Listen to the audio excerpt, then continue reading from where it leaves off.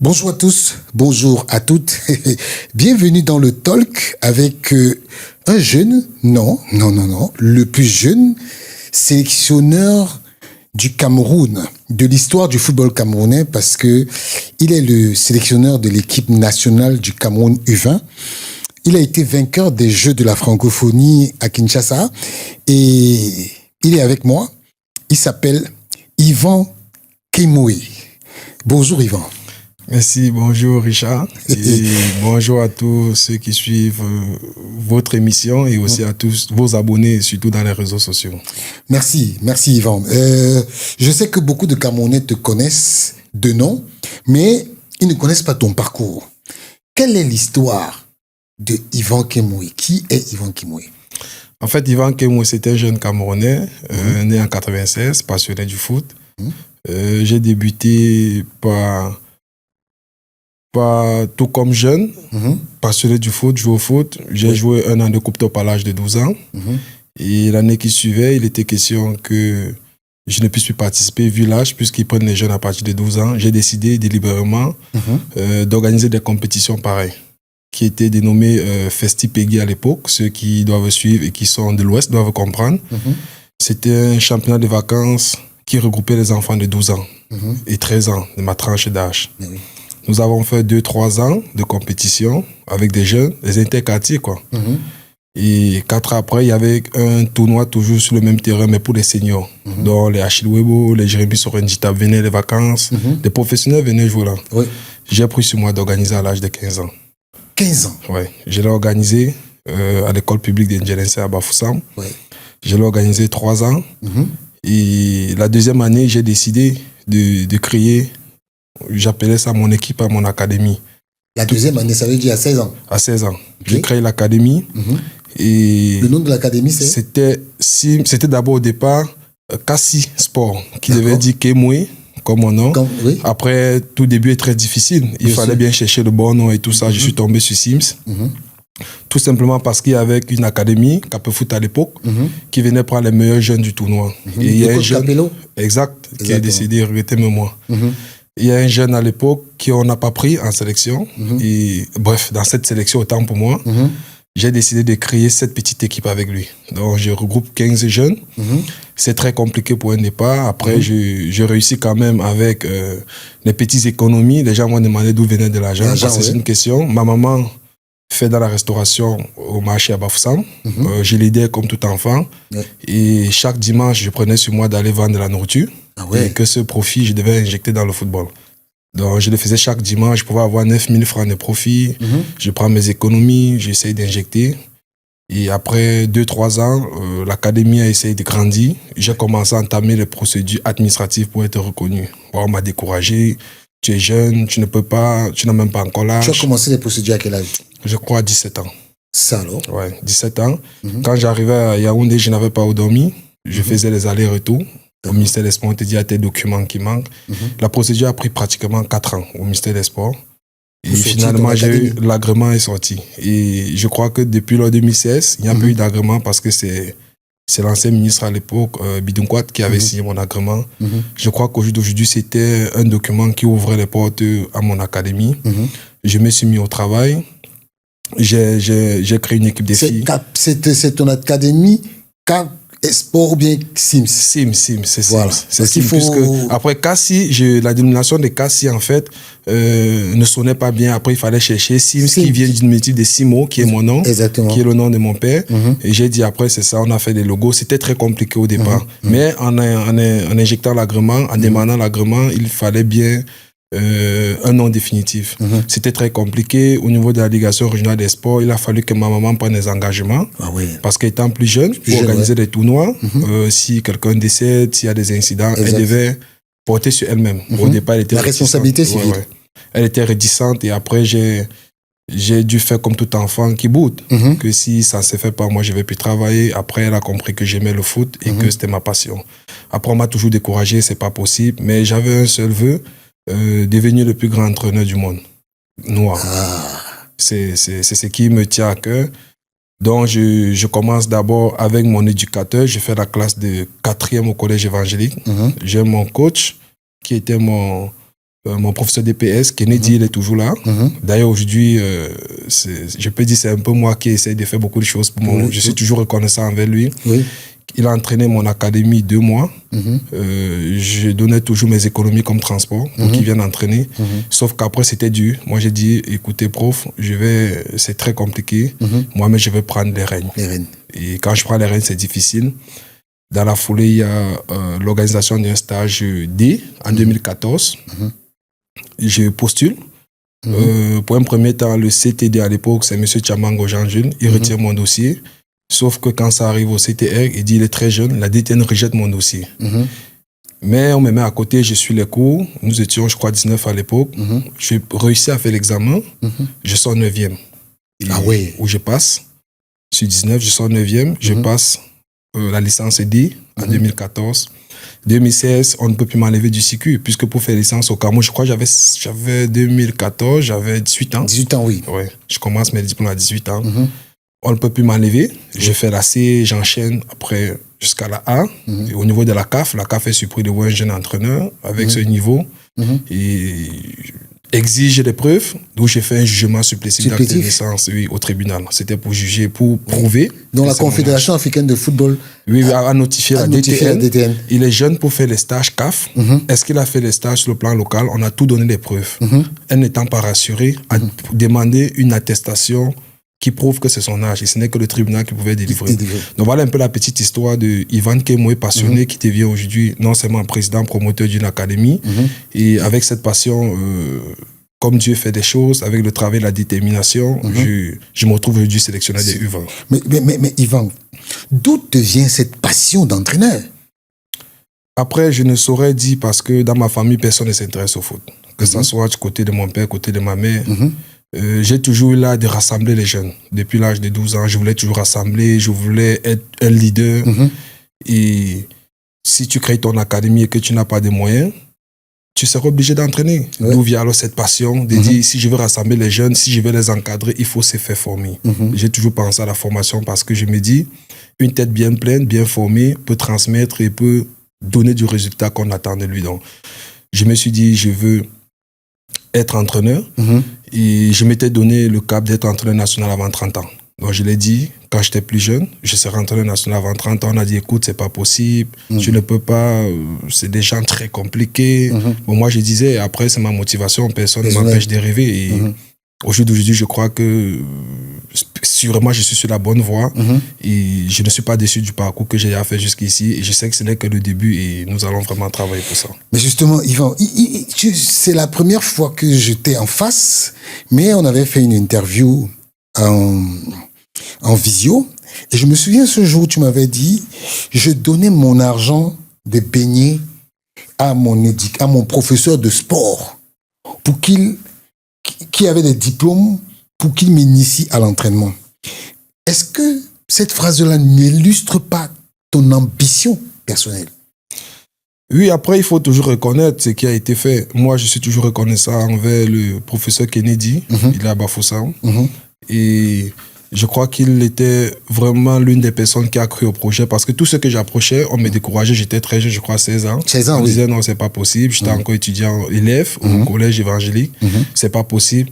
Mais lui, il m'écoutait quand même. Il prenait de la peine. C'est un anglophone. Il faut un peu comprendre leur façon d'être humble.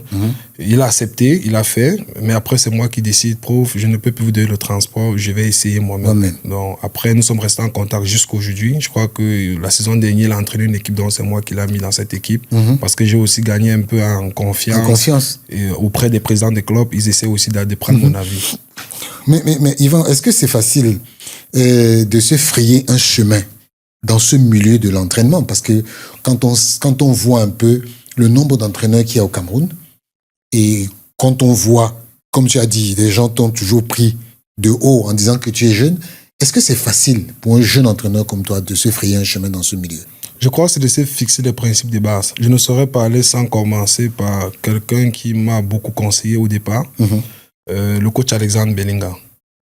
Donc, qui était à Bafoussam à l'époque. Moi, je le rencontre, je lui dis, je vais être entraîneur. Pour le rencontrer, d'abord, j'ai fait des demandes. J'ai donné à sa fille, avec qui je fréquentais. J'avais très peur, je venais devant son portail. Chaque fois qu'il sortait, je fuyais, très jeune. Wow.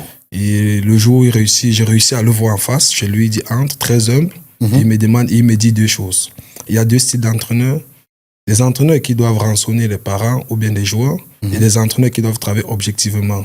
Celui qui rançonne les parents et les joueurs peut réussir, mais celui qui travaille objectivement, ce serait difficile, mais doit réussir dans la dignité. Il faut aller réfléchir, tu viens me dire. Après, j'ai fait un message au coach. On venait le nommer entraîneur par intérim de l'équipe nationale du Cameroun. J'ai fait un message et j'ai dit j'ai choisi. C'est pour dire c'est possible de se faire un chemin si tu as des principes de base bien établis. Tu as choisi de quel chemin? Le chemin était clair, de ne jamais prendre X. De ne pas se compromettre. De ne pas se compromettre, de travailler toujours en restant focus et d'être surtout passionné de ce qu'on fait. Parce que je crois que tout réside autour de la passion. Exact. Il ne suffit pas de dire que je vais être entraîneur et qu'après un entraîneur, on le voit dans les débauches. Je vais être entraîneur qui tu n'es pas discipliné. Je crois que c'est tout ça qui peut entacher le chemin d'un jeune entraîneur. Donc, c'est déjà d'être passionné, d'aimer ce que tu fais et d'être rigoureux envers toi-même. Donc, je crois que c'est possible.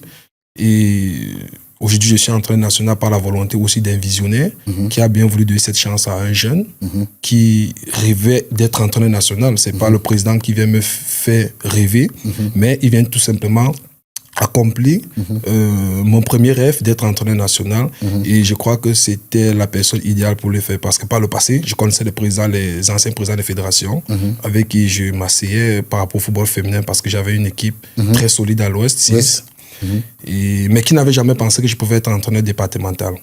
Et d'un coup, je crois que, comme on dit, Dieu seul sait ce qu'il fait.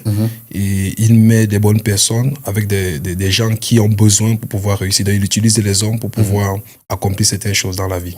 Mais Yvan, c'est un peu, comment je veux dire ça? C'est un peu étonnant parce que tu as parlé de la vision d'un homme. Je pense que celui dont tu parles, c'est Samuel Eto'o. Comment ça se fait que un monsieur comme Samuel Eto'o ose prendre un jeune homme pour le mettre sélectionneur sans... Est-ce que vous vous êtes rencontrés avant? Après, je peux vous dire que quand le président est au bas campagne, je suis du côté de l'Ouest et moi, je suis le premier qui ne croit pas qu'il serait président de la FECAFOOT. Ah bon? Oui, moi, j'ai dit aux émissaires qui sont venus pour battre campagne, tant que le président ne se présente pas, je ne peux pas comprendre vos discours. Parce que j'étais un peu sceptique. Dit Samuel Eto'o, le grand qu'on voit qu'à la télévision, il ne peut pas venir être président de la FECAFOOT et vous dites qu'il serait même à l'Ouest, je ne pense pas, je veux voir. Puisque je suis quelqu'un de loyal. Exact. Si je suis avec toi, je te dis je suis avec toi. Tant quand je ne serai plus avec toi, je te dis bien avant, je suis pas lâche. Il est des passages à Bafoussam et Iba Campagne. On se présente tous. Quelques jours après, bon, la phrase qu'il nous a dit, c'est que ne votez même pas ici à l'Ouest pour moi, mais je vais gagner aux élections à la FECAFOOT. Ah ouais? Moi, ça m'a tiqué. Moi, après, j'ai compris que j'avais en face de quelqu'un, je ne sais pas comment on appelle ça, mais Dieu me donne parfois des révélations très faciles. Quand je rentre, j'ai dit à l'ancien président de la Ligue régionale de l'Ouest, le président Kwedem, vous connaissez ce nom? Oui, Kwedem. Président, j'étais avec le président Eto'o, il va gagner les élections. Bon, il me dit non, c'est pas possible. Je lui dis, bon, moi, personnellement, je vais le voter. J'étais pas hypocrite. J'ai dit, on nous a donné de transport là-bas, sauf que tous les collaborateurs estiment qu'on n'a rien donné, mais je suis le 17e à émarger les transports. On était en Bouddha. Ah ouais. Moi, je lui dis, après le jour des élections, j'avais appris ma position. Je ne prenais pas ma position parce que j'attendais quelque chose. J'estimais que je suis dans le football jeune. Si le football jeune se développe, je serais beaucoup plus épanoui. Voilà ma seule motivation. Et une fois que dans son discours, c'était le football jeune, j'ai dit, on ne perd rien en avançant avec lui. Quelques temps après, le président est au père des élections à l'Ouest. Il faut rappeler, Fetche Père et Fetche qui travaille avec lui.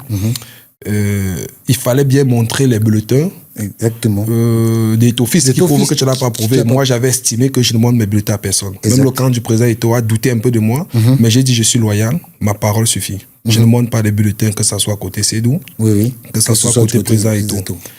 Quelques temps après, ça allait dans tous les sens. On va programmer ton équipe maintenant à 10h, à 7h. C'est remonté plus haut. Il a cherché à rencontrer quelle est cette équipe qui est sortie 3 fois par le passé, meilleure académie de la région de l'Ouest. Exactement. Qu'on veut menacer. Quand le président gagne les élections, il dit ouverture du championnat en Bouddha, je vais rencontrer ce président de club. Wow. Il me rencontre en Bouddha. Moi, je le dis, peut-être, je peux le dire aujourd'hui après 3 ans. Comment ça s'est passé et quand je le salue, moi je vois plutôt la star devant moi, je ne sais même pas, je suis très ému, c'est la photo que je veux à toute heure. Et on s'est salué, il dit beaucoup de courage. Qu'est-ce qu'on peut faire pour toi? J'avais une seule chose en tête. 2 choses, autant pour moi. Président, j'ai une académie, je n'ai pas de ballon. Voilà le besoin que j'avais. Exact. Je ne connaissais pas demander XY. Deuxième des choses, mon rêve, c'est que vous voyez un jour mon équipe jouer. Oui. C'est tout ce que j'ai demandé au président. Bien après, j'avais reçu un contact par rapport aux équipements, tout était fait. Il a donné les équipements? Il a mis en contact avec quelqu'un qui travaille dessus. Sauf qu'après, si on te donne une très grosse chose, si tu réclames encore ce qui est en bas, c'est que tu ne sais pas ce que tu veux. Une fois, je suis resté, j'étais dans mes marches un dimanche, j'ai regardé le championnat départemental. Moi, j'ai reçu un appel direct russe, un numéro russe qui m'appelle et qui dit, la voix était trop facile à reconnaître, c'est le président. J'ai dit, moi je l'appelle papa parce qu'après, c'est mon papa. S'il faut regarder même les cas d'âge, tout ça. C'est vrai, j'étais avec son petit frère l'autre jour, il l'appelle aussi papa. Ouais, j'ai beaucoup de respect pour lui. On l'appelle papa Ito. Ouais. Après, moi, je sais pas si papa Ito, mais je l'appelle mon papa. Exactement. Parce que ce qu'il a fait pour moi, il demande vraiment qu'il aime paix sans me connaître. Quand je reçois l'appel, qu'est-ce que tu fais? Curieusement, je suis dans un stade. Le président tape la vidéo, je suis dans une brousse à Bafoussam pour regarder un championnat jeune. Il dit, est-ce que tu es prêt à travailler pour la fédération? Moi, j'y réponds, s'il faut laver le sol, vu que le football avance, et moi, je suis prêt. Parce que pour moi, c'est tout sauf à imaginer que je peux être entraîneur national. À l'instant, quand je parle avec lui. Parce qu'après, il y avait beaucoup sous-estimé. J'avais le diplôme, j'avais la licence A fédérale. Après, il me demande, tu as quelle licence? Il dit, j'ai la A fédérale. Lui-même, il est un peu surpris. À quel âge tu as la A fédérale? Tu as commencé à quel âge? Quand j'explique. Et il se rend compte que je n'ai pas sauté de classe. Je passais chaque fois 2 ans sur le terrain avant de passer les prochains diplômes. Donc, après, quelques temps après, voilà, c'est des secrets. Il me dit, tu seras entraîneur de après. Non. Ouais. Il dit, je n'arrive pas à comprendre, oui. C'est ça son plan. Parce qu'après, je vais vous dire, vous allez comprendre pourquoi ça revient chez les U20. Donc, je n'arrive pas à comprendre quand il me dit, j'ai un conseiller, celui qui était venu battre campagne pour lui. Moi, je l'appelle et dit, écoutez, grand frère, je viens de recevoir l'appel du président. Voilà, et voilà ce qu'il me dit. Il dit, tu gardes de l'information pour toi. Ces grandes personnes, parfois, veulent avoir, pour savoir quel niveau tu peux garder une information. Même à ta femme, ne lui dis pas. J'ai gardé l'information. Et mon académie était tout feu, tout flamme. Nous sommes passés en 32e de finale de la Coupe du Cameroun contre Coton Sport de Garoua. Ah ouais. Ouais, c'était à Bétois.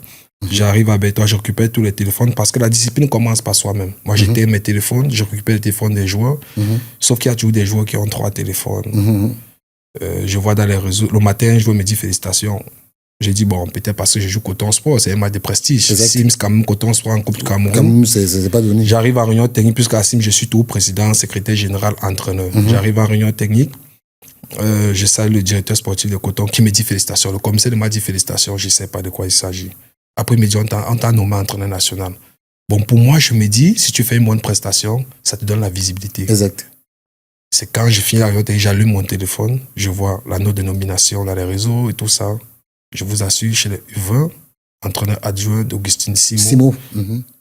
Sur le coup, le président d'abord avait un numéro, tu ne peux pas l'appeler. Même sur WhatsApp, tu ne peux pas l'enregistrer. Je ne sais pas comment ça s'est passé. Donc, pour remercier, ça devenait compliqué. Je ne connais pas. Après, ça tombe d'un coup. Après, c'est comme ça que j'apprends la nouvelle. Et voilà, aujourd'hui, je me dis, il a sûrement jeté son dévolu sur un jeune, peut-être qu'il a vu une vision. Donc, la parenthèse, c'est que le jour où il arrive à Bafoussam voir mon match, parce qu'il a vu mon match avant de me nommer, contrairement à ce que les gens pensent. Quand il est arrivé, j'ai joué en championnat. Ça veut dire qu'il a accompli ton deuxième vœu. Il a accompli le deuxième vœu. C'est-à-dire venir voir. Il était de passage, il avait une mi-temps, on jouait en championnat régional. On menait déjà 4-0. Il était avec monsieur Mabouan. Qu'il a pisté un jeune, aujourd'hui qui joue avec le coach Guy Fetchine en Grèce, Ulrich Fokam. Ah ouais. Le président te le détecte et dit à M. Mabo, regardez ce jeune, il a du potentiel. Donc dès qu'il part à mi-temps, après le jour où j'ai la chance de le voir, il m'a dit pourquoi il m'a donné cette chance et qu'il pense que j'ai le profil qu'il faut. C'est vraiment une histoire, c'est une très belle histoire, l'histoire de Yvan Kemwe. Comme vous voyez, il est vraiment passionné. C'est quelqu'un qui a de la suite dans les idées. Mais Yvan, aujourd'hui, on remarque que il y a beaucoup de joueurs qui vont des académies directement dans les clubs professionnels. À quoi est dû ce phénomène? Après, ça a été très compliqué. Quand je suis arrivé en sélection, j'ai eu cette approche. Je suis dans le football jeune. J'ai joué presque tous les tournois du Cameroun avec mon académie. Et je crois que l'avenir du Cameroun, c'est le football jeune. C'est très simple et c'est facile à comprendre. C'était un combat au départ avec la DTN. Et je crois que je profite pour saluer Angibé Baga, qui enfin a compris parce qu'on a eu à discuter. Le DTN, c'est Angibé Baga, le DTN. J'ai pu le convaincre parce qu'il était question d'expliquer pourquoi ne pas prendre des joueurs absolument professionnels de notre championnat et de prendre beaucoup plus en amateur. Ça s'explique sur deux volets. Déjà en professionnel, peu sont les présidents des clubs qui comprennent l'organisation d'une bonne équipe, notamment en faisant avec des jeunes pour pouvoir faire des transferts.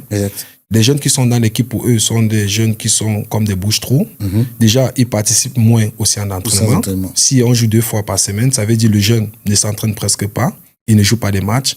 Contrairement à ce jeune de l'académie qui s'entraîne de lundi à vendredi et discute un match, peu importe s'il y a football jeune ou pas, ils jouent les matchs amicaux, ils enchaînent. Il est compétitif. Et je crois que chez les jeunes, on prend le temps de les apprendre à faire des sorties de balles, des contrôles de passes, les fondamentaux du football. Et ils ont des visions. Raison pour laquelle quand j'arrive en sélection, ma première sélection, j'ai fait uniquement avec des seniors, des joueurs de Ligue 1, parce qu'on m'a nommé un peu tard, il y avait une compétition en vue, les qualifs de la CAN. Contrairement à ce que les gens pensent, il n'a pas pu qualifier, mais après on ne regarde pas est-ce qu'il s'est préparé 2 jours. 2 jours, 3 jours. Mais après, c'est pas une excuse, l'entraîneur assume. Donc quand je prends ces joueurs, j'arrive au Congo avec eux, je me rends compte que c'est un problème. La communication ne passe pas, ils ont les fondamentaux tactiques, ils ont les fondamentaux techniques. Quand j'échoue, j'apprends de mes erreurs, j'ai décidé de faire un travail d'où viennent les détections externes. Donc, je me balade dans tout le Cameroun. Donc, c'est pour expliquer ces jeunes qui sont dans les académies, non seulement reçoivent une très bonne formation, bien que nous n'avons pas tous les outils de formation, mais un chapeau à tous les formateurs camerounais parce qu'ils essayent quand même de produire des Kofan, des Kaleta et autres, des Yonjo. Donc, je me dis aujourd'hui, c'est ces académies qui essayent de comprendre, de planifier leur saison sur 9-10 mois et que ce jeune joue au moins 45 matchs. Donc, c'est où se passe la différence. Et qu'en professionnel, ces jeunes n'arrivent pas à jouer ces matchs. Sur le plan physiologique, le jeune qui a joué beaucoup plus doit beaucoup plus progresser. Et d'où viennent mes listes aujourd'hui, 70% sont les amateurs des centres de formation. Et je crois qu'aujourd'hui, nous comptons au moins 26 joueurs en 3 ans que nous avons transférés, qui sont passés dans ma catégorie. Ça alors, 26 joueurs professionnels en 3 ans. Professionnels en 3 ans? Ouais. Donc ça veut donc dire que aujourd'hui, le travail de sélectionner des U20, c'est de préparer des jeunes pour l'équipe première, en fait. Après, c'est le président, je crois que j'ai discuté avec le président, il l'a dit où il m'attendait. Contrairement à ce qu'on peut dire, il faut qu'il gagne la Coupe du Monde, il faut qu'il... Non, après, monsieur le sélectionneur, je ne veux plus des gens qui trichent sur l'âge, je veux des jeunes qui sont capables de gagner la Coupe d'Afrique 2027, la Coupe du Monde 2030. Mais quand on parle comme ça, si vous êtes technicien... C'est le langage du président? C'est le langage du président, vous comprenez bien qu'il est sur un projet. Si nous voulons gagner tous ces qualifs, nous allons gagner. Pour jouer chez les UV, on a seulement besoin d'un passeport. Je peux prendre tous les vieux du Cameroun, on n'a pas gagné. Mais le président m'a dit qu'il n'a pas besoin. Et je crois que jusqu'aujourd'hui, des sorties des joueurs, je crois que déjà chez les A, nous avons les Avon. Justement. Nous avons des jeunes les Nagida, qui sont déjà chez les A. Donc je crois que c'est ce travail que le président a voulu bien qu'on mette sur pied. Et c'est vrai, après, le résultat peut arriver comme à la francophonie, mais on n'exclut pas déjà la philosophie de jeu. Parce que chez les U20, si vous regardez, vous avez vu nos matchs, il y a une façon dont nous jouons. Nous ne sommes pas pressés, on essaie de progresser, quitter peut-être du plan défensif, transition milieu terrain attaque. Donc de garder cette identité de jeu et de produire les meilleurs talents du Cameroun. Donc, je crois que c'est l'objectif principal du président. Après, c'est vrai, on ne se qualifie pas, ça réduit un peu nos chances. Ça peut être par naïveté, mais je crois que nous sommes sur une bonne lancée parce qu'après, il y a beaucoup de jeunes. Après, le futur sélectionneur des A aura l'embarras de choix en 2027, de choisir X, Y à tel poste. Je crois que c'est ce qui nous manquait peut-être depuis 2002-2004. Mais avant d'arriver à ce que je veux dire, parce que je veux parler de la sélection des U20, raconte-nous un peu comment ça s'est passé à la francophonie. Parce que le résultat de la francophonie a surpris tout le monde. Comment vous arrivez à gagner les Jeux de la francophonie avec toutes les équipes fortes que vous avez rencontrées? Avant d'arriver à la francophonie, il faut d'abord dire ce qui s'est passé. C'était très compliqué. Je vais encore profiter pour dire merci au président parce qu'il y a des choses qu'il fait et je n'ai jamais l'occasion de lui dire. Au président Eto'o. Au président Samuel Eto'o. Voilà. La francophonie, c'est une compétition dont c'est le MINSEP qui s'occupe, normalement. Et je n'avais pas fait des stages. Moi, j'ai pris mon courage. J'ai écrit au président parce qu'au moins, c'est là, il me l'a donné le feu vert d'écrire quand j'ai un souci. J'ai tout fait. Le président et Thomas m'a donné, quand il dit m'a donné à travers la fédération, 2 stages. Un stage où on avait même eu des soucis. Il a pris celui, nous a mis à l'hôtel Boraban à Yaoundé. Donc je ne vais jamais oublier. Après cela, il était question qu'on entre en stage. J'ai pu convoquer, à l'époque, il y avait Rostand Dikié, il y avait quelques professionnels que j'ai convoqués, il y avait même Kaleita, qui avait été recalé chez le 23 et que j'avais mis dans ma liste chez le 20 pour aller en compétition avec lui. Il sortait de l'Espagne. On nous a mis à l'hôtel, malheureusement, on n'a pas fait des stages. À 2 jours de la compétition, on a fait 2 jours de stage. Nous sommes allés au Congo, Eboué, mon entraîneur des gardiens de but, malheureusement, n'a pas pu faire le déplacement, il vit ici à Paris. J'étais là avec mon Dicom Blaise, mon préparateur physique. C'était très compliqué la préparation. Et quand la liste sort, il y a 5 titulaires qui ne sont pas en liste. Waouh! On a 5 joueurs et le président a essayé d'enquêter. Après, c'était trop tard. Il fallait aller faire avec les moins 5 joueurs. Je me suis dit, avec des joueurs, nous sommes des guerriers. Et j'avais une seule conviction, je vais remporter le tournoi. Je sortais d'une défaite au Congo. Il était question de faire quelque chose de différent. Et j'étais très sûr des éléments que j'avais comme joueur. Quand on arrive au Congo, on n'a pas... nous sommes 2 dans le staff. Mon préparateur physique et moi. Donc j'entraînais les gardiens. Et les joueurs, lui, il était kit matériel. On s'entraidait comme ça. Et on n'avait aucun problème. Donc, on travaillait et... Qu'est-ce qu'il fallait faire sur le plan psychologique? Il fallait démontrer aux joueurs que nous allons remporter. Nous étions le staff le moins gagné parce que après nous venait peut-être le Burkina Faso avec 12 personnes dans le staff. Le reste était 16 et au Sénégal peut-être 17. Donc quand on travaille chaque soir, je n'avais pas de complexe. Déjà là où on dormait, c'était très difficile. Mais j'ai quand même fait par la fédération. Mais moi, je n'avais pas de complexe. J'essayais d'appeler les joueurs individuellement. Les gens me confondaient aux joueurs au Congo. Je faisais exprès. Je m'habillais comme un joueur. Si le stade doit être en blanc, les joueurs en vert, je me mets en vert. Et j'essayais de les introduire, de causer avec eux. Chaque fois, je travaillais la psychologie avec eux. Et le premier match, quand on joue contre le Liban, on s'est fait rattraper au score 1-1. Donc, je remplace Athieu Avom. Ah ouais? Ouais, je remplace Athieu Avom parce que... Athieu Avom était de l'expédition? Était de l'expédition. Je crois que Nathan Douala était de l'expédition. Non. Nathan Douala, c'est récent. La francophonie, je remplace Athieu Avom. Parce que vous savez, quand certains jeunes sortent, peut-être chez les A', chez les U23, il y a ce complexe. Je ne peux pas les en vouloir parce qu'après, c'est très difficile. Il faut les récupérer mentalement, les expliquer qu'ils sont dans une catégorie inférieure et qui devaient servir d'exemple. C'est un joueur que j'adore et qui était ma pièce maîtresse. Je savais bien que si pour récupérer Athieu Avom, il fallait le choquer. Moi, j'ai décidé de le remplacer contre le Liban. Et après, on a eu une causerie individuelle. Je l'explique comment il doit jouer. Pas comment il doit jouer, comment il doit se positionner, comment il doit se comporter sur le terrain, parce que c'est un très bon joueur. Et il enchaîne, il devient homme du match chaque match jusqu'à la finale. Donc quand on arrive en demi-finale, on va jouer le Burkina Faso. On va jouer le Niger. Moi, je fais l'appel au président. Je lui donne un peu l'état des lieux. Au DTN aussi, je me rendais compte. Sauf que le président me fait quelques remarques et ça peut vous surprendre. Il estime il faut garder ton identité de jeu. Je sais que ton équipe sort le ballon au pied. On n'a pas besoin de taper les longs ballons.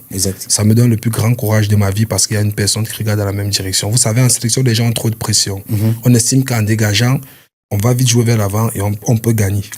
Par contre, je partage plutôt la philosophie d'une construction de jeu qui doit être limpide jusqu'à la finition. Quand tu me dis, je convoque mon coach assistant qui était en même temps mon préparateur physique d'ICOM, je lui dis... Tout à l'heure contre le Niger, on rejoue le Niger, qu'on a gagné en quart de finale. Ils sont repêchés, on rejoue encore le Niger. J'ai dit, on va poser le ballon contre. Le Niger nous attend avec les duels. On va poser le ballon. On a contre le Niger, on a gagné 1-0. Et on va jouer le Burkina Faso, analyse complète. Je fais une analyse, j'explique aux joueurs ce qui doit se passer. Et on remporte le tournoi et je crois que tout le monde était content. Je crois que les enfants ont vraiment donné et ils ont joué avec le cœur, ils ont joué pour la patrie. Et nous sommes entrés dans l'histoire comme la première cuvée qui gagne ces Jeux de la francophonie. Et je me disais, c'était un coup de maître qu'on a fait avec ces jeunes qui sont des académies. Et nous décidons de continuer avec eux. La preuve, c'est que cette génération, au moins 12 qui ont été transférés sur les 20. Justement, parce que c'est très... Mais dis-moi, comment, sur quels critères, toi, tu sélectionnes ces U20? Sur quels critères? Déjà, premier critère, c'est la technique individuelle. J'estime qu'un enfant, sur le plan technique, qui est déjà aguerri, le reste, on doit lui donner. Que ce soit sur le plan tactique, que ce soit sur le plan mental, que ce soit sur le plan physique, on peut lui donner. Mais si individuellement, un enfant est déjà bon techniquement, je crois que les autres paramètres de performance, nous allons lui donner ça très facilement. Donc, c'est le seul critère, c'est la technique. Une fois que je fais mes marches, je fais les détections, je juge beaucoup plus la technique. Et après, quand je vous mets ensemble dans une détection externe, je fais une confrontation poste par poste et je regarde si la technique est au même niveau. Je regarde maintenant au niveau de l'intelligence du jeu, qui est plus intelligent que qui. En situation de duel, quel est le comportement. Donc, il y a tous ces critères. Mais premier critère, si un joueur techniquement est bien, je pense que si techniquement nous avons 7 joueurs sur 11 au terrain qui sont bien, nous avons la possession parce que notre jeu est beaucoup plus basé sur la possession. Mais Yvan, c'est très intéressant. Mais selon toi, aujourd'hui, quel est le profil du joueur moderne? Le bon profil du joueur moderne. C'est-à-dire que pour toi, quel est, selon toi, un joueur moderne aujourd'hui? Quel est son profil? Qu'est-ce qu'il peut donner sur le terrain pour satisfaire un coach? Après, le profil du joueur, s'il faut parler du profil là du joueur, c'est en fonction des postes. Je crois que le gardien de but, c'est différent d'un défenseur, d'un milieu de terrain, d'un attaquant. Après, dès qu'on a travaillé sur ce profil, on parle maintenant du dispositif tactique, après de l'animation du jeu. Mais pour résumer le profil du joueur, c'est déjà un joueur qui est capable de répéter les efforts sur le plan physique. C'est le joueur sur le plan mental qui est capable de se surpasser, d'être au-dessus de la difficulté. Le profil du joueur, c'est le joueur capable de passer sur le marché international parce qu'au niveau de la jeunesse, tout ce que nous faisons, personnellement avec les U20, c'est de détecter le joueur dans 4-5 ans qui serait le Kylian Mbappé, qui serait le Samuel Eto'o de demain, qui serait le Rigobert Song. C'est cette vision qu'on a. On n'a pas une vision d'aller gagner la CAN ou la Coupe du Monde U20 et être incapable de placer un joueur en Europe centrale. Parce qu'il faut qu'on fasse la part des choses. Si on veut gagner la Coupe du Monde, et que ces joueurs finissent de gagner et qu'ils reviennent au Cameroun, ils deviennent commerçants, on peut le faire. Mais sauf que le visionnaire, le président Samuel Eto'o qui est à la fédération, a une autre vision. C'est difficile de connaître, de comprendre sa vision. Aujourd'hui, on acclame le Sénégal, mais ils ont fait 17 ans dans ce que nous sommes en train de faire aujourd'hui. Donc je crois que c'est ça le profil du joueur, c'est de regarder tous ces paramètres, d'où ma venue en Europe constamment. Quand je viens en Europe, je viens pour... Justement, des expéditions, je regarde comment ça se passe, je regarde comment déjà ça travaille, comment ça planifie, la périodisation tactique, comment ça encadre la jeunesse, comment ça communique, quel style de joueurs ils ont besoin, parce que la vérité c'est qu'ils sont mieux structurés que nous.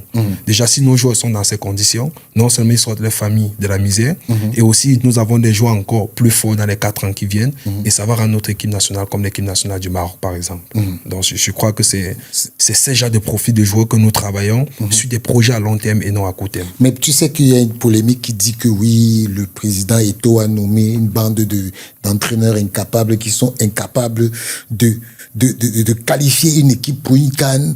On sait très bien que l'équipe U20 a fait un tournoi, une IFAC, où elle n'a pas été qualifiée, pourtant elle avait survolé la compétition. Qu'est-ce que tu peux répondre à ces gens de personnes? Moi, je crois qu'ils sont quand même dans leur rôle. C'est les Camerounais, c'est l'équipe nationale du Cameroun. Ils sont dans leur rôle et moi, je ne peux pas les en vouloir. C'est leur équipe. Et tous ne peuvent pas être professeurs pour comprendre la chose. Et nous n'allons pas les en vouloir. Mais après, dire qu'il faut limoger tous les sélectionneurs, je crois qu'il y a une personne qui a été élue à la fédération. Et peut-être c'est quand il y aura un nouveau président qui doit venir avec notre projet. Lui seul sait quel projet il a. Moi, je vous ai expliqué ma feuille de route qu'on m'a donnée. Et je crois que jusqu'ici, la preuve, c'est que je ne force pas ces clubs professionnels à prendre ces joueurs. Ça veut dire qu'il y a quand même de la qualité. Donc, c'est de leur plein droit. Et dit que limoger, après... On peut bien limoger tous les sélectionneurs. Il y a beaucoup d'entraîneurs au Cameroun. Mais on dit bien c'est le président Samuel Eto'o qui a la décision de ça. Mais après, je peux les comprendre. Ils ne sont pas contents. Mais au même moment, je ne peux pas dire que la responsabilité n'est pas de nous, les entraîneurs. Nous avons échoué. Moi, personnellement, j'ai même pris personnellement une décision que moi, je veux qu'on m'enlève, on donne la place à quelqu'un d'autre. Sauf qu'après, on m'a rappelé tout simplement quel était mon objectif. Donc, parce que j'étais vraiment très gêné que pour une deuxième fois, je ne me qualifie pas pour la CAN Pourtant, nous avons tout donné. La preuve, nous avons Djibril Harouna, qui est aujourd'hui à Angers. Nous avons Yonjo qui est au LOS. Ils sont nombreux là, Kofan, qui n'était même pas là, mais qui faisait partie de l'exhibition, qui est à Leverkusen. Donc, je crois qu'on a quand même atteint un objectif que les gens ne peuvent pas voir maintenant. Mais je crois que d'ici 4 ans, l'équipe nationale du Cameroun doit être la génération de 2004 que j'ai eu, 2005 et 2006. Donc, je crois que nous sommes sur une bonne lancée. Ouais, Yvan, tu sais, tu parles beaucoup de joueurs que tu as, que tu évoques les joueurs Kofan, Yonjo et tout ça là. Quels sont les joueurs aujourd'hui professionnels qui sont passés par toi? Après, je n'ai pas la liste ici, mais s'il faut citer... Mais il faut citer quand même. Parce que beaucoup de gens... Si j'arrive en France, il y a Dimitri Manim qui est à Paris FC. Oui. Nous avons... Nagida, Karems. Nous avons le jeune Atuavom qui est à Lorient. Nous avons le jeune Angers, Djibril Harouna. Nous avons Yonjo du LOSC. Si on part en Espagne, nous avons Bill Songo Deportivo. Mais Kaleta Yon est passé par toi? Il n'est pas passé par moi, il est passé chez les 23, mais quand il a été recalé, il était dans ma liste de la francophonie. Malheureusement, les noms ont disparu. Je sais comment, mais après, il n'a pas fait partie. Si on repart peut-être en Allemagne, nous avons Kofan. Après, il y a d'autres. En Grèce, nous avons Ulrich Fokam. Ils sont nombreux dans d'autres petits championnats. Je crois que quand on fait le décompte, ils peuvent être 25, 26. Donc, je crois que nous avons fait. Donc, je crois qu'ils sont nombreux qui sont passés là. Après, je ne saurais dire que c'est moi qui les forme parce qu'ils sont des formateurs, ils ont des clubs. Mais après, ils sont passés par les U20 et qui ont eu une petite visibilité entre parenthèses qui leur met à ce niveau. Mais est-ce que tu ne penses pas que ces joueurs-là, si on leur fait confiance, ils peuvent facilement jouer pour les A aujourd'hui? Bon, après, si on a un Djibril Harouna qui joue à Angers, qui fait ses débuts à moins d'1 mois, il serait titulaire d'ici la fin d'année.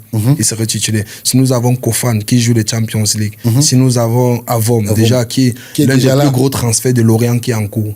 Si nous avons Yonjo à 3 mois, ils sont nombreux. Moi, je crois qu'aujourd'hui, il suffit seulement d'avoir des hommes visionnés pour dire, si nous voulons construire l'équipe nationale A du Cameroun, nous pouvons prendre ces enfants. Une chose est sûre, on doit se qualifier au moins pour les CAN.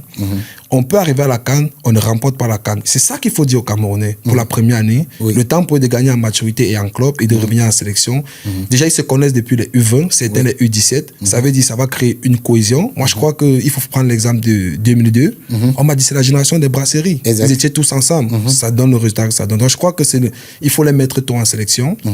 Déjà rajeunis, pas à 100%, mais les introduire. Moi, je crois qu'ils ont du potentiel. Tu ne peux pas jouer à Ligue 1 en France et tu ne peux pas jouer au Cameroun, sachant qu'on sait qu'il y a des joueurs qu'on convoque qui sont des championnats de seconde zone. Ça veut dire tous ces jeunes dont j'ai cité, on les place à 100% en équipe nationale du Cameroun. Mais tu sais, tu as une histoire un peu qui est palpitante parce que je me souviens à une époque où il y avait la crise entre la fédération et les ministères. On a vécu une histoire avec les U20. Est-ce que c'était vrai que on voulait faire jouer les U20 contre la Namibie? Je crois que pour ceux qui ne connaissent pas le président et tout, il était décidé. Il était décidé parce que la preuve, c'est qu'il a pris toutes les dispositions quand nous sommes retrouvés à Garoua. C'était très vrai. Nous étions en train de préparer le tournoi au Congo. Au Congo, ouais. Et une fois que nous sommes en stade, nous sommes sur le label de la fédération. Exactement. Donc, je ne comprends pas comment c'est pour les polémiques. L'État ne veut pas que vous jouez. Non, j'ai dit non. Déjà ici, nous sommes assurés par la fédération. Exactement. Nous sommes tous des Camerounais. Exact. Et après, si la fédération qui est ma tutelle, qui est notre tutelle, nous les footballeurs ou bien les entraîneurs, nous demande, nous donne une injonction. Si nous ne voulons pas respecter, nous démissionnons. Exactement. Donc, je reçois l'appel que nous devons être à Douala. Pour jouer en équipe nationale et que pour remplacer les Lions A et que je devais prendre les services du coach Richard Toa qui devait venir m'accompagner avec quelques joueurs de la Colombe qui étaient champions du Cameroun et de l'Aigle. Donc vous voyez un peu cette transparence que la fédération entièrement amateur. Oui, amateur. J'ai pris 15 joueurs des U20, des meilleurs. J'ai fait une liste et Colombe et Aigle de Tchara complété. On peut pouvoir donner un joueur, je crois, le capitaine. Nous sommes arrivés, on nous a accueillis comme des seniors, dans les chambres, les équipements et tout ça. Nous avons mangé, nous avons discuté à table. Je peux vous rassurer que les joueurs étaient galvanisés et savaient qu'ils devaient gagner. Ah bon? Moi, je vous dis, ils voulaient jouer. Pour eux, ils étaient engagés. Donc ils étaient dans la peau. Ils étaient sûrs qu'ils devaient jouer. Et moi, personnellement, je ne doutais pas. Parce que cette période, on a fait beaucoup de matchs amicaux contre tous ces clubs du Cameroun qui ne sont pas des sélections, mais on sentait une bonne cohésion dans notre équipe. Quand on arrive après, le matin, quand on embarque, je ne suis pas sur le plan administratif, mais les tractations se font. Mais pour le président, c'est que c'est les U20 qui doivent jouer. Nous sommes dans l'avion. On a tout checking, billet d'avion coupé. Nous sommes entrés. La dame qui annonce une panne. Elle a dit l'avion a un souci. C'est où je souris. Moi, je comprends qu'après, peut-être les problèmes plus hauts se sont résolus. Il est question qu'on rentre. Moi, je n'ai pas les problèmes, puisqu'après, notre compétition était un peu lointaine. Sauf qu'après, on lit dans les réseaux sociaux qu'il y a un chantage, les Lions A ne veulent pas jouer, et s'ils ne jouent pas, il y a une normalisation au Cameroun. C'est une histoire. Il est question que nous apparaissons à Garoua. Et je crois qu'on a bloqué tous les aéroports. Ces noms ne doivent pas voyager. C'est pas vrai. Je crois que je reçois un commissaire en civil à Bankomo qui nous contrôlait carrément pour savoir si nous allons sortir ou pas. Bon, après, j'étais curieux. Le commissaire de Bankomo, comment vous venez? Pourtant, nous sommes ici en staff, vous n'avez jamais venu nous rendre visite. Jamais. Mais là, on stratège, la fédération prend d'autres dispositions, nous voyageons en civil. Waouh! Pas avec le bus de la fédération, mais comme des clandestins. On voyage. On réussit quand même à dribbler tous les contrôles. Incroyable. On réussit à dribbler tous les contrôles, sauf le contrôle des Garois qui ne nous visitent pas. Et dès qu'on arrive, je crois que c'est quand on arrive que les Lions donnent leur passeport pour aller à la réunion technique. La réunion technique s'est tenue à 22h la veille du match. Ah ouais. Et quand la photo circule que nous sommes à Garoua, personne ne pouvait imaginer qu'on a pris la route. Je n'ai jamais voyagé comme ça de ma vie. Nous sommes arrivés à Garoua. Voilà, ils donnent leur passeport au chef de délégation qui était Koumvando, je crois, pour la réunion technique. Jusque-là, nous, on savait déjà que s'ils ont validé la réunion technique, le matin, nous, on savait que c'est fini. Nous, on ne doit pas jouer, c'est les Lions. Mais on fait quand même un stretching, dégraissage. Mais notre hôtel est entouré des policiers, des gendarmes. Et je reçois la nouvelle qu'on ne peut pas sortir. Je reçois ça d'un dirigeant de l'hôtel. J'essaie avec le docteur Tchinke, préparateur physique qui nous accompagnait aussi de la délégation. J'essaie de sortir avec lui. Et je leur pose là. Ils disent, vous ne pouvez pas sortir de l'hôtel. Je dis, mais pourquoi? Non, on a reçu les ordres que vous pouvez pas sortir. Moi, je fais un message à qui de droit. Je l'informe de la situation. Kitame dit, coach, dans 2 minutes, ils vont dégager. Wow. Et justement, le collégion de Garoua appelle directement et leur dit de libérer les lieux. Bon, je crois que c'est le mot est venu du gouverneur. De libérer les lieux et d'escorter les U20 au stade de voir le match. Ah ouais. D'escorter. Mais vous avez fait paniquer quand même les Après, c'était pas nous, c'est nos grands frères. La preuve, c'est qu'après le match, nous sommes dans les vestiaires. On a pris les photos avec eux. Nous, on n'a pas de problème. Nous sommes tous Camerounais. Après, la bagarre qui s'est fait plus haut, ne nous regardez pas. Mais nous, respectons notre fédération et nous faisons ce que la fédération nous demande de faire. Mais justement, comment se passe ta collaboration avec les autres entraîneurs, c'est-à-dire les U17, les U23? Comment ça se passe? Est-ce que vous puisque normalement vous devez travailler en collégialité, comment ça se passe? Après, moi, quand on m'a nommé, je n'ai pas voulu savoir si X même ou Y ne m'aime pas. Exactement. J'ai pris la peine sur moi d'appeler, je peux le citer ici, Anissé Mbaga, l'ancien sélectionneur U17, qu'on a retiré. Il était question qu'il me donne la liste de ses meilleurs U17. Bon, il a refusé de me prendre au téléphone, il ne m'a pas donné. Et moi, je l'avais dit en face une fois que moi, je l'avais appelé maintes fois, il a promis de me donner, il ne l'a pas fait. J'étais obligé de marcher encore dans tout le Cameroun. Donc moi, personnellement, je pense que on n'a pas besoin de nous dire de travailler en synergie. Exact. Logiquement, le coach des U20 doit avoir un regard direct sur les U17, puisque c'est la catégorie intermédiaire directe. Exact. Moi, je l'ai fait chaque fois. Je l'ai souvent surclassé 12 joueurs U17, parfois 10. Les Lions, je les prends direct sur les 17, sans demander l'accord de l'entraîneur. Mais je crois quand même qu'avec le coach Guy Fetiné, constamment nous parlons, sur le coach des U23. Le U23, oui. Oui, nous parlons constamment. Il est très ouvert. On s'échange même des listes. Quand j'ai fait ma liste, je lui donne. Il regarde. Après, il fait pareil. Donc, je crois qu'au jour d'aujourd'hui, ça ne dépend pas de nous. C'est un système qui est normal. Il faut bien collaborer et le regard et collaborer avec l'entraîneur. Récemment, quand le coach Seydou a fini la CAN, on a discuté, il fallait que je sorte une liste pour l'Angleterre. On a discuté, je crois que j'avais 9 joueurs dans la liste du stage. Donc je crois que nous collaborons bien, mais je crois que davantage nous allons essayer de remettre encore un cadre encore supérieur à la collaboration pour que le vœu du président, parce que pour lui, il faut une traçabilité dans les sélections. Exact. Tu es U17, tu ne dois pas t'égarer si tu es meilleur, parce qu'on ne doit pas dire tous les U17. Exactement. Tous ceux qui ont brillé doivent monter chez les U20 pour qu'il y ait cette continuité jusqu'au A. Donc je crois que sur ce côté, nous sommes en train de nous atteler et nous travaillons déjà comme ça. Et au jour d'aujourd'hui, je peux être content que les Yonjo, Arona sortent des 17 avant d'arriver chez moi pour arriver où ils sont aujourd'hui. Ils sont aujourd'hui, mais j'ai cru entendre qu'au au moment où Rigobert était sélectionneur, il se tenait des réunions entre tous les sélectionneurs. Est-ce qu'aujourd'hui, avec Marc Brice, ça a déjà été le cas? Je crois qu'avec Rigobert, il y avait une bonne dynamique qui était en place. C'était une première fois qu'on se réunit tous et que la direction internationale, le sélectionneur parle, le DTN parle. Ensemble, on est en train de trouver une philosophie pour le Cameroun, pour le Cameroun, pour les sélections. Ça marchait déjà plutôt bien. On essayait d'échanger les idées, on s'apportait les idées. Et on a un forum même qu'on avait créé. Et il était question même pour le coach Rigobert de prendre des joueurs chez les U20, chose qu'il avait déjà en attendant. Voilà, je vais citer peut-être comme ça, chose qu'il regardait déjà. Mais sauf qu'avec le nouveau sélectionneur, Marc Brice, personnellement, moi, je ne le connais pas. Je le vois seulement à la télévision. Et voilà, moi, je ne pense pas qu'on a déjà initié quelque chose. Il y a toujours peut-être des tensions. Et lui, il ne veut pas savoir ce que d'autres catégories font. Parce que ça l'intéresse pas? Si peut-être il était intéressé par ça, je prends l'exemple dernier Congo, il y avait 6 équipes participantes. Sébastien Desarbres, je peux dire c'est lui qui nous bat en finale. Ah oui? Ouais, c'est lui qui nous bat. Carrément, je le dis. Sébastien Desarbres, c'est lui qui était le vrai sélectionneur du Congo. Ah oui, donc il est sorti de... Chaque fois, à tous les matchs, moi je l'appréciais vraiment. Il sortait à tous les matchs, c'est lui qui apportait les changements tactiques. Du début de la compétition jusqu'à la fin.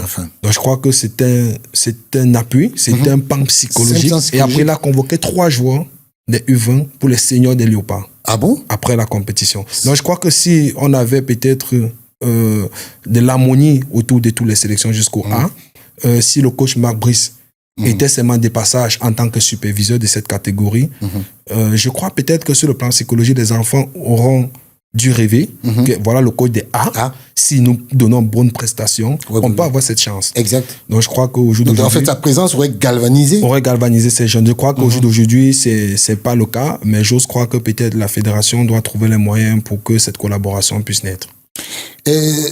Bon, Yvan, comme tu parles là, je pense qu'il y aura beaucoup de jeunes à travers l'histoire que tu viens de nous évoquer.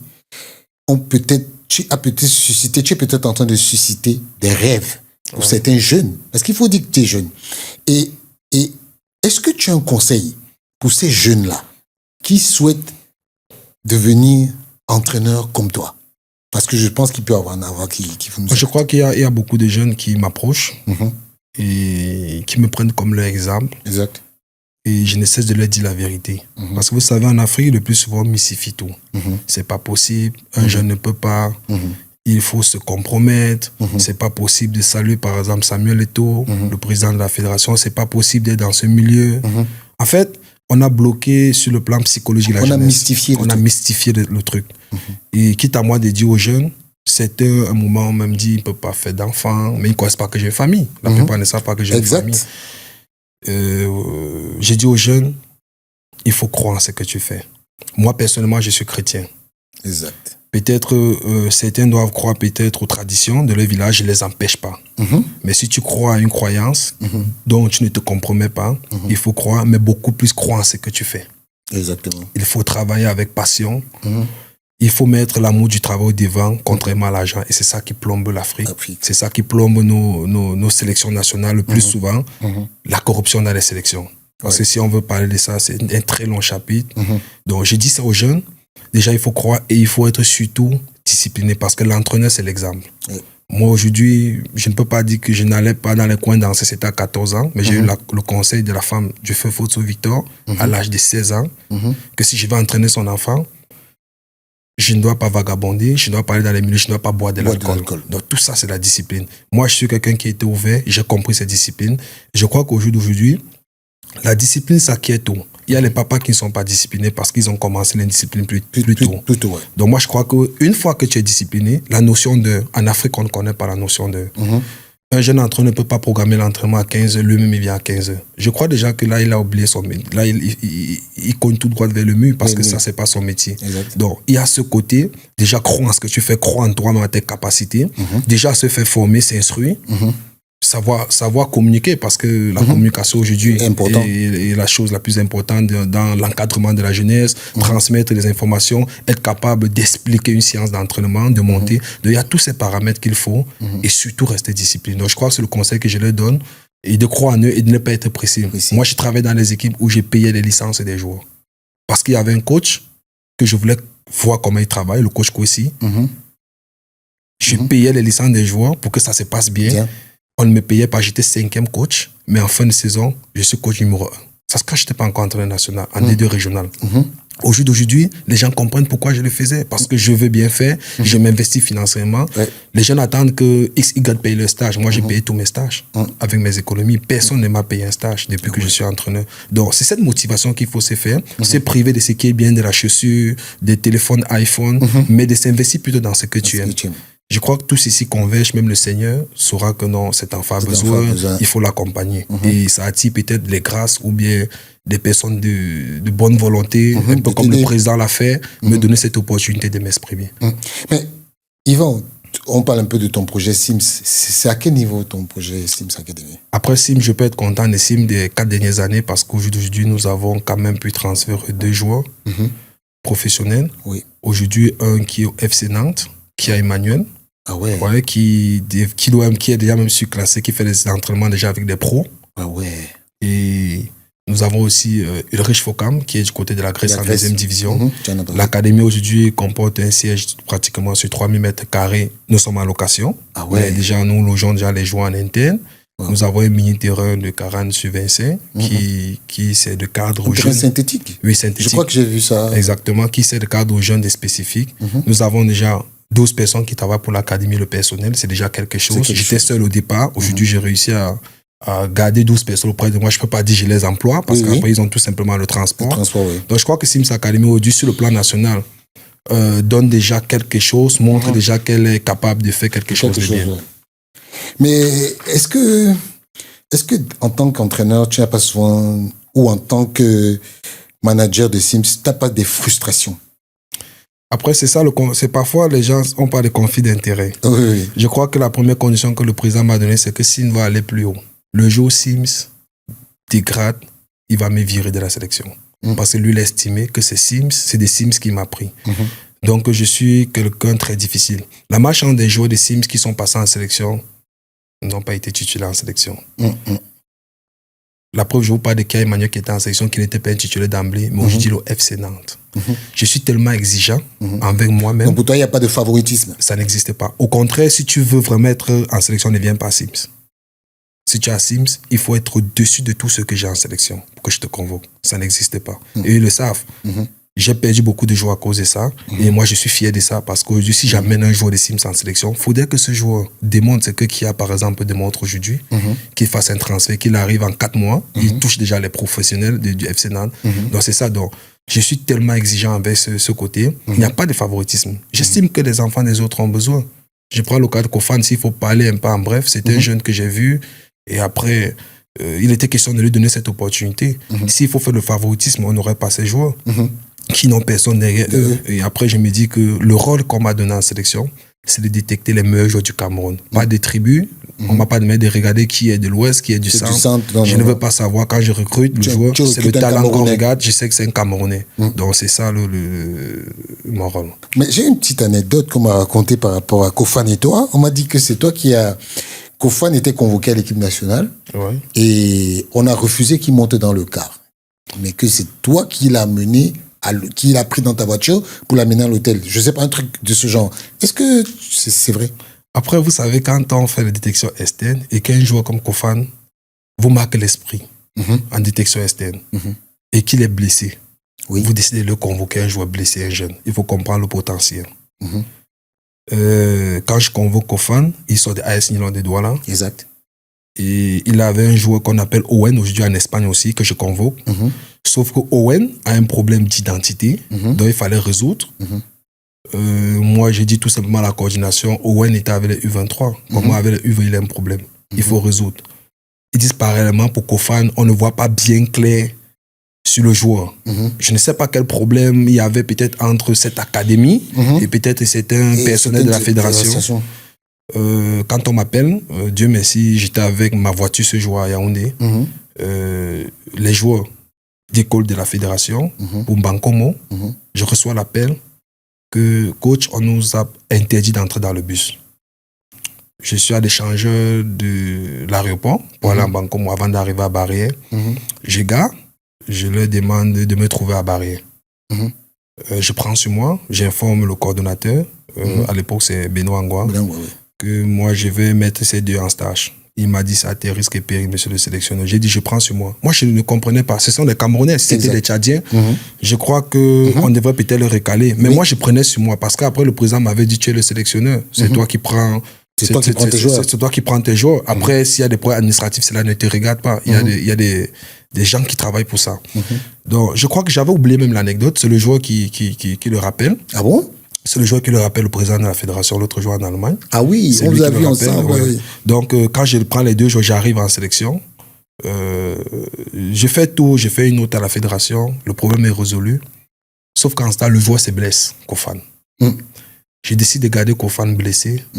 J'estime qu'un jeune qui se blesse en sélection, on ne peut pas le laisser dehors. Il faut que le médecin de la sélection prenne soin de lui. Et quitte à ce que Kofan un jour vienne dire dans ma chambre, coach, on n'a pas pris soin de moi aujourd'hui. Moi, j'étais dans tous mes états, j'ai convoqué une réunion d'urgence avec le staff. Après, le joueur part se soigner quand nous quittons pour aller au Congo et il signe son contrat professionnel en Espagne. Donc voilà un peu l'anecdote avec ce joueur. Donc moi, je ne connais pas comment un jeune peut avoir le talent. Après, on a dit, je ne veux pas appeler les noms, mais je l'ai dit au président, que Kofan, c'était mon dollar à l'époque. On m'a donné de l'argent pour le convoquer. On m'a donné de l'argent, c'est pour ça que je signe derrière lui. Aujourd'hui, un joueur qui est indolé est pratiquement fait partie des deux joueurs qui jouent la Ligue des champions camerounais. Donc je crois que je suis très content de ce jeune qui a démontré qu'il n'était pas mondolais, qu'il avait un talent et qu'il fallait tout simplement valoriser le talent. Je rappelle à tous ceux qui nous suivent qu'au Cameroun, quand on dit que le ndolais, ça veut dire que c'est la personne qui te donne de l'argent. Et voilà, c'est ça. Parce qu'il y a beaucoup de gens qui nous suivent. Donc le joueur m'a soudoyé pour être en sélection. Le joueur t'a soudoyé. Aujourd'hui, le joueur n'a même pas été international, mais il joue la Champions League. Donc aujourd'hui, je suis être content de ce joueur. Et c'est lui d'ailleurs qui m'invite en Europe. Ah ouais? Oui, pour voir son match de Champions League. Parce qu'en stage, j'ai un seul mot. Si vous êtes ici en sélection pour donner de l'argent, ça ne passe pas. Si quelqu'un vous a pris de l'argent, allez récupérer votre argent. La seule chose que moi, Ivan, Kemo et mon staff, bien que petits peuvent ne pas être contents quand je le dis parfois, mais après ils ont compris, c'est que j'ai pris les exemples, j'ai encore appelé à Kofan. C'est que Kofan, par exemple, tu es en Champions League coach, je suis au gradin. Moi, je l'ai dit, c'est ce que je l'avais dit en stage, et que je suis invité. C'est ma plus grande fierté. Et cela dépasse peut-être 50 000 euros que tu aurais dû me donner. Et quand je reste au Cameroun, Kofan me fait un message, coach, est-ce que vous pouvez être disponible pour voir un match de Champions League? Je lui dis, je donne mon programme. Quand je donne le programme, ça cale contre le PSG. Et je fais le déplacement. Le joueur me reçoit. Il me présente à Tapsoba. Après, je vois son match dans le cadre de VIP. J'ai l'avantage, la chance de rencontrer, par exemple, Nasser, le président du PSG. Le président Samuel est aussi même table. Et qu'on discute football et que je vois un peu comment le football se passe. Et je dis, c'est une très grosse fierté. Pour moi, je sais pas, tout le monde a besoin d'argent. Mais après, ceci dépasse peut-être 100 000 euros qu'on t'aurait donné. Mais Yvan, on voit que tu es très complice avec le président et tout. Mais quel est c'est vrai que tu as dit que c'est un père, mais j'ai l'impression que le président Samuel Eto'o et toi, vous êtes complices. C'est vrai qu'un père peut être complice avec son fils. Mais j'ai comme l'impression que vous parlez à des mimos, en fait. Après, c'est mon père, mais après, c'est aussi le président de la fédération. Oui. Et je rends compte à la direction technique nationale sur les aspects techniques, mais sur les affaires sensibles de la sélection nationale, sur les affaires politiques. Il faut bien rendre compte à qui des droits et qui te donne l'orientation. Et le président, c'est quelqu'un qui est pragmatique, qui aime les gens vrais. Après, une fois que je serai faux, je sais qu'il doit me prendre au téléphone. Je suis conscient. Donc, c'est la seule chose qui m'anime de rester très droit. Si je veux avoir cet avantage que j'écrive au président à minuit, qu'il me réponde, que j'arrive à un endroit comme ça et qu'on met ça sur la table du président. Donc, je crois que lui, c'est ce qu'il voit en moi. Et après, je reste dans le cadre professionnel. Je suis le sélectionneur des U20. Le président était le président de la fédération. Après, il m'a donné la latitude de lui donner les informations qui, à mon niveau, je ne peux pas régler et qui peut me donner un conseil. Je peux vous dire, le président m'a déjà critiqué par rapport à mon jeu. Ah ouais. Et après, je l'ai apporté des arguments Et il m'a expliqué, et il a reconnu mes arguments, pourquoi, le contexte. Donc, on essaie de s'échanger comme ça, parce que parfois, je lui dis, président, parce que c'est aussi un gars qui a oubliez un peu la casquette de président. Il a le diplôme d'entraîneur. Justement, parlons un peu de football. Vous avez joué au haut niveau, vous avez entraîné quelques clubs. Pour peu de temps, vous pouvez me donner des conseils. Donc après, c'est cette complicité qui fait en sorte que lui sent en moi quelqu'un qui veut connaître, qui veut grandir, et il me donne aussi la latitude de lui faire des messages. Voilà. Mais tu sais, Yvan, moi, je suis très étonné par déjà la fluidité du langage. On est dans une interview, mais je te le dis parce que je sais que voilà, il faut toujours reconnaître ce que pendant une interview, je peux te dire ça. Mais comment ça se passe une journée, ta journée de sélectionneur, quand tu es en sélection, une journée dans la sélection des U20, Yvan Kemoe, qu'est-ce qu'il fait pendant une journée en sélection? Bon, déjà la veille, ça se prépare la veille, il y a une planification. Après, on a 2 séances d'entraînement. En matinée, on peut se lever, petit déjeuner. Dès qu'on finit le petit déjeuner. Ok. Nous sommes ok. Vas-y. Donc, il y a le petit déjeuner que nous devions prendre. Après, nous allons aux entraînements. Premier séance d'entraînement, on revient, on prend le repas de midi. Dans l'après-midi, entraînement. En soirée, il y a un truc que j'ai instauré qui s'appelle la réunion technique. Pour moi, c'est la seule façon pour moi de travailler avec des joueurs sur le plan psychologique et de faire le rappel de tout ce que nous avons fait. Je le fais chaque soir. Ça engage certains gens, mais après, ils ont compris le bienfait. Moi, je les récupère sur le plan psychologique. Je les travaille le mental. Et en plus, j'évalue la séance et les efforts individuels des uns et des autres. Et après, la routine, je m'en vais avec mon staff, je prépare la séance du lendemain. On ne dort pratiquement. Moi, je dors à 2 heures en sélection, je me lève à 6 heures. Wow. Donc, chaque fois qu'il y a un stage, c'est ça mon dada. Yvan, on va faire un petit jeu avant de terminer parce qu'on est déjà presque à la fin. Dis-moi, quel est ton joueur actuel préféré du monde? Pour toi, quel est le meilleur joueur du monde actuellement? En activité? En activité, là où on parle. Pour toi, quel est le meilleur joueur? S'il faut parler du meilleur joueur du monde, c'est Bryan Mbeumo. Bryan Mbeumo. Waouh. Ton équipe préférée, t'en as? Ou tes équipes préférées? Pays ou bien club? Club. Pays, non, club, parce que parlons de club, parce qu'on sait que les pays, c'est le Cameroun. Ouais, pour moi, club, il y a une équipe qui m'a toujours marqué par son style de jeu, c'est le FC Barcelone. FC Barcelone. Et pour toi, le meilleur joueur africain de tous les temps? Samuel Eto'o-Fils. Pour toi, le joueur que tu as formé et dont tu es le plus fier?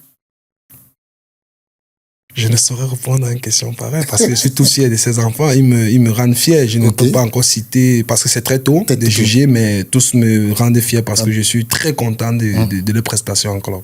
Et je sais que tu es croyant. Tu vas à l'église? Ouais. C'est ça? Oui. Et qu'est-ce que Dieu représente pour toi? Pour moi, Dieu, c'est tout. C'est tout pour moi, parce que je ne saurais faire quelque chose sans mettre Dieu au devant. Si aujourd'hui Dieu me demande d'arrêter tout ce que je fais, j'arrête. Ah ouais. Donc je suis catégorique. Donc pour moi, j'ai ce discernement et le jour où il dit, mon fils, arrête, j'arrête. Quel est ton passe-temps favori? Beaucoup plus la musique. Quand j'ai fini mes activités qui concernent le foot, je peux peut-être danser avec mes enfants. Parfois, je mets la musique, je danse avec eux. Laquelle musique, justement? Quelle est ta musique favorite? Après, vous savez, les enfants sont parfois trop mondains. Ils aiment les musiques qui circulent au quotidien. Quand je mets les musiques religieuses, je commence par les musiques religieuses, nous dansons. Après, je mets ce qu'ils aiment. Et enfin, je remets la musique religieuse et nous prions ensemble. Et donc, tu pries beaucoup? Ouais. Quel est ton plat favori aujourd'hui? J'aime beaucoup plus le ndolé. Ndolé? Ouais. Tu n'aimes pas le cuit? Après, c'est une nourriture de notre région, mais après, c'est un peu des plats qui ont des périodes. Peut-être quand une maman accouche ou une dame accouche, mais au quotidien, c'est du ndolé que j'ai mangé. Justement, tu nous as parlé d'église tout à l'heure. Je voulais poser une question. Est-ce qu'un footballeur doit être superstitieux? C'est-à-dire? Est-ce qu'il doit croire en la magie? Je crois que c'est les faibles qui croient à la magie. Et ça a plongé beaucoup de footballeurs. Moi-même qui vous parle, on a essayé de vouloir me dérouter. Et Dieu m'a démontré qu'il est meilleur. je ne veux pas parler de ça ici, mais il m'a démontré la francophonie. Moi, c'est pas un trophée que nous avons mérité, nous les joueurs, le coach. Moi, je crois que c'est Dieu seul qui a démontré à un niveau à quel point il peut donner à qui il veut. Donc, je crois que Dieu, pour moi, représente tout. Les gens, s'ils veulent avoir un conseil, c'est de laisser ça à côté. Les gens cherchent leur argent avec ce côté mysticisme et de croire tout simplement, de prier. Si Dieu t'a donné un talent et que tu exploites bien ton talent, je crois que personne ne peut te l'arracher. Est-ce que tu peux envoyer un message à tous les jeunes Camerounais qui veulent jouer au foot? Quel est le message? Déjà, c'est de la discipline, c'est tout. La discipline. Travail, discipline. Parce qu'au Cameroun, on dort peu. Qu'au fan dort 13 heures de temps par jour. Ah ouais. Tout c'est professionnel. Est-ce que tu as un message? Je voudrais que tu répondes à la caméra. Tu donnes un message au président de l'Africa Foot. Est-ce que tu as un message pour lui particulièrement? Déjà, de dire merci au président Samuel Eto'o pour l'opportunité, président, que vous m'avez donnée. J'ai pu vous rassurer que j'apprends de mes erreurs chaque jour et que je suis toujours convaincu que nous allons gagner ce que nous avons en commun, une Coupe du Monde. Et je crois que je vais travailler pour ça. Je peux ne pas être le sélectionneur, mais je crois que tout ce que nous faisons, c'est pour le Cameroun. C'est qu'aujourd'hui, au bout de 2030, que nous comprenons que les U20, les U23 ont gagné les Jeux Olympiques et que peut-être les A sont déjà au moins en demi-finale de la Coupe du Monde. Donc je crois que je vous remercie pour tout et qu'ensemble, je vais toujours être auprès de vous tant que vous le souhaitez. Et que le jour où vous dites « Écoute, coach, c'est fini ta mission », je vous remercierai toujours parce qu'on m'avait donné l'opportunité de ma vie aujourd'hui. J'ai vu le football autrement et je crois que je vais continuer mon développement et ma formation. Voilà, vraiment c'est très très intéressant. Mais le mot de la fin, je veux que tu donnes un mot de la fin, un message que tu as envie de véhiculer aux gens que tu connais ou bien que tu connais pas. Je veux que tu leur véhicules un message. Déjà, c'est qu'au peuple camerounais qui juge parfois plus, Ivan Kemoy, la sélection U20, ne connaît pas rançonner les joueurs. Nous sommes dans la détection des meilleurs talents. Je crois que j'ai fait le tour du Cameroun, parfois avec mes frères, pour détecter les talents. C'est pour vous dire seulement, nous comprenons que vous avez besoin des victoires, mais pensons un peu beaucoup plus à une reconstruction et la reconstruction doit prendre du temps. Je crois qu'avec ou sans moi, vous verrez les résultats dans les 5 prochaines années. Merci Ivan Kemoy. Vraiment, c'était un moment très intéressant entre Ivan Kemoy et moi. Je pense que j'ai beaucoup appris aussi de l'entraînement aujourd'hui, mais vraiment, je voulais aussi remercier Ivan qui était de passage en Europe, parce qu'il a fait le tour de l'Europe. Et vraiment, c'est un honneur de le recevoir parce que vraiment, il avait pas le temps, mais on a vraiment trouvé quelques temps pour lui dénicher 1 heure parce qu'il va bientôt rentrer au Cameroun pour certaines missions. En tout cas, je te remercie, Ivan, pour la disponibilité que tu m'as accordée. C'est moi qui te remercie, Richard, et merci pour tout, parce qu'après, cette plateforme permet aussi aux uns des autres de savoir qui est Ivan Kemoy, parce que beaucoup ne me connaissent pas, ils entendent le nom, physiquement, ils ne me connaissent pas. Exact. Donc, je te remercie également, et je remercie toute l'équipe qui t'accompagne, et quand besoin le sera, moi, je serai toujours disponible à reprendre présent. D'accord.